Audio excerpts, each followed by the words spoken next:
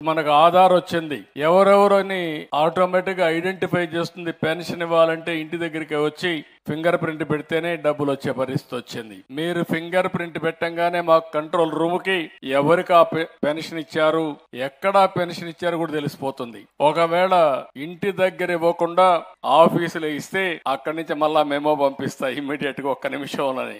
అలాంటి టెక్నాలజీ వచ్చేసింది ఇప్పుడు. రేపటి నుంచి ఇప్పుడు అవన్నీ అనుసంధానం చేసాం. ఆ ఫోన్ లోనే GPS ఉంటుంది. మీ ఇల్లు కూడా జియో ట్యాగింగ్ చేశాం. రేపు ఏదైనా విపత్తు వస్తే మీ ఇంటికి మందులు పంపించాలంటే ఎవరు రికమెండేషన్ లేకుండా డ్రోన్ పంపించి మీ ఇంటి దగ్గరనే, మీ ఇంటి పైనే డ్రోన్ దిగే పరిస్థితి వస్తుంది. అలాంటి టెక్నాలజీ అంతా ఉపయోగించే పరిస్థితికి వచ్చాం. ఇవన్నీ ఎందుకు చేస్తున్నామంటే మీకు న్యాయం చేయాలి, పేదవాళ్ళ జీవితాల్లో వెలుగు చూడాలనే ఏకైక లక్ష్యంతో నేను ఆలోచిస్తున్నాను. అందుకే ఇక్కడికి వచ్చినప్పుడు మొట్టమొదటిసారిగా నేను పోయింది తలారి సారమ్మ. ఆవిడ 2020-21లో ఏదైతే కరోనా వచ్చిందో ఆ కరోనాలో వాళ్ళ హస్బెండ్ చనిపోయాడు. చాలా బాధేస్తుంది. కానీ 2 పిల్లలు, ఒకరు రాము అని 18 సంవత్సరాలు, 10వ తరగతి పాస్ అయ్యాడు. పాస్ అయిన తర్వాత తల్లిని చూసి నేను అండగా ఉండాలి, లేకపోతే ఒకటే పని చేయలేదనే ఉద్దేశంతో ఆయన నిలిచిపోయి కూతురు కృష్ణవేణి 16 సంవత్సరాలు ఇంటర్మీడియట్ చదువుతా ఉంది. 2 కలిసి ఆ అబ్బాయిని చదివించే పరిస్థితికి వచ్చారు. నేను ఆ ఇంటికి పోవడం,